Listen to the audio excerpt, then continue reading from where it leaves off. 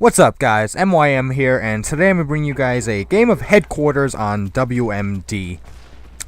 First off, I want to say I have gameplays that are not with the FAMAS, so I apologize in advance if you guys are getting bored of this. But truth be told, if you don't know by now, the FAMAS is by far my favorite weapon, and I do use it a lot.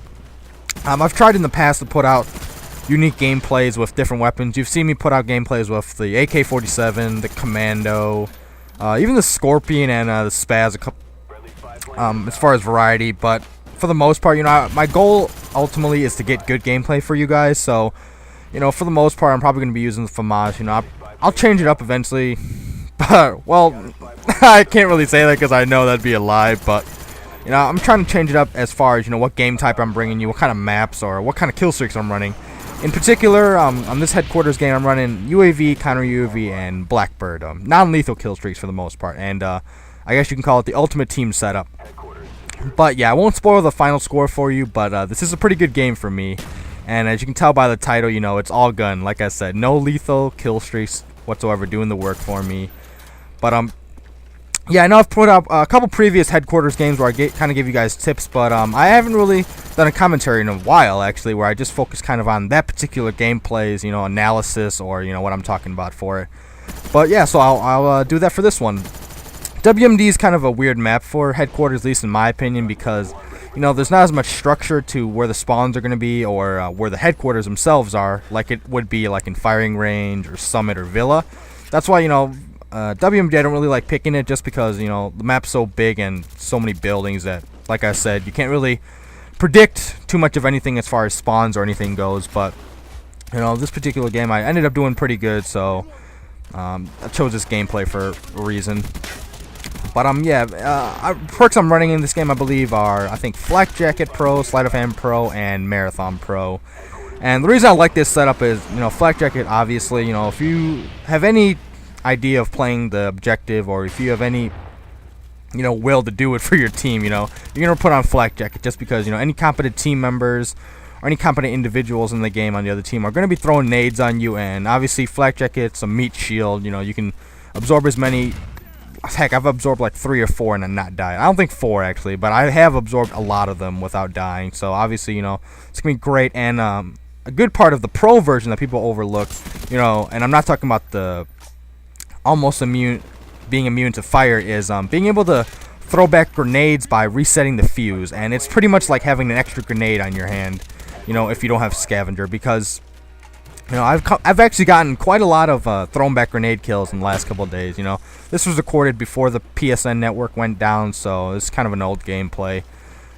But yeah, lately I've gotten a lot of good kills with thrown back grenades. When you are aware that you can pick up grenades at any time and it'll automatically reset the fuse. Just pretty much throw it as if, it was one you started out with. So don't just chuck it nowhere, because it can be really useful. I mean, granted, you're not always going to get kills with it, but, using it more of a distraction than anything still serves its purpose for you. But, yeah, Sleight of Hand Pros for obvious reasons. I mean, you can see I can easily reload and aim down sight as fast or faster than people who aren't running Sleight of Hand Pro. And Marathon, just because, like I said, it is a big map, so it lets me cover a lot of ground quickly. And, I'm not too worried about people sound touring me, just because, there is so much constant action. Unless, I happen to be the only one live left. But, that probably is not going to happen too often with my team, because, I'm playing in a party of, how many of us? Yeah, full party, so, for the most part, we're probably going to be doing some work on them, so I don't have to worry about my teammates going down too much. But yeah, that's my ideal perk setup. I don't even remember what equipment I was running, but I have stuns and frags. So those are just basic things. Stuns just to check around the corners and whatnot, and frags, it's pretty much another weapon for you. But yeah, I really appreciate you guys supporting me in the past month or so with the network being down. Like I said, I mean, one thing I never understood was in the month it was down, I actually gained about like 10-15 subscribers, which obviously is not that much for people who are well established, but for myself, I only have like 140 something subs, and I appreciate every single one of them, just because I know my content isn't exactly the greatest or the most unique or anything, but what I try to do is just be informative about my commentary, try to help out everybody. And I can only do so much as far as what I'm saying, because I know a lot of people are probably thinking this game's been out so long, why are you bothering trying to give tips? But, you know, there's still people out there who, you know, want to be able to get better on a consistent basis, and a lot of the ways they do that is by watching videos like mine. So, you know, if I can help in that regard, you know, I'm more than willing to. And granted, you know, if they're trying to get better as far as seeing how to succeed with different weapons, I'm probably not the one to go to it, but I've put out videos for Domination, Headquarters, and obviously Search with my Search series a couple months ago. And, you know, notice I didn't mention TDM just because, you know, all it is killing.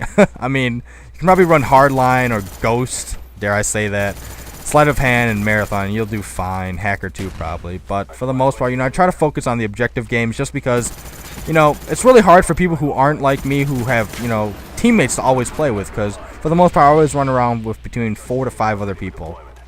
So, you know, winning isn't going to be too big a deal for someone like me, but for those of you who like play solo or play only with 1 or 2 friends, you know, objective games can still be pretty tough. I mean, the easiest objective game to play by yourself or with little teammates is Search, just because, you know, even if you are against a full team, if that singular solo player is really good, you know, they can really turn the tides.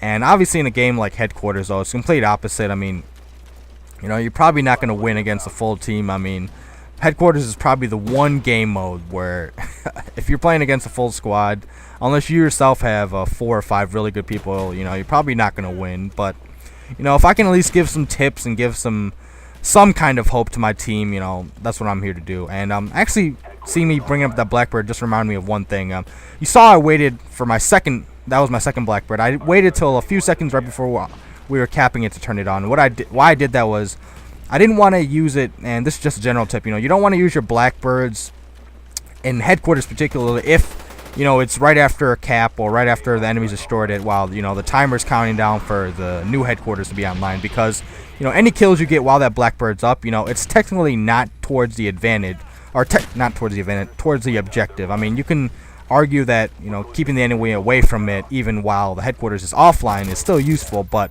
in the ultimate regard, you know, the reason I waited was I wanted to make sure that we were capping it and then turn it on, or even a few seconds before you start capping it, so you can maximize its usefulness as far as, you know, getting kills and helping your team out. And the first time I didn't use it was because I wanted to build up another kill streak when I died, and obviously you guys have been paying attention, I only died once all game, which is why it took me so long to use it.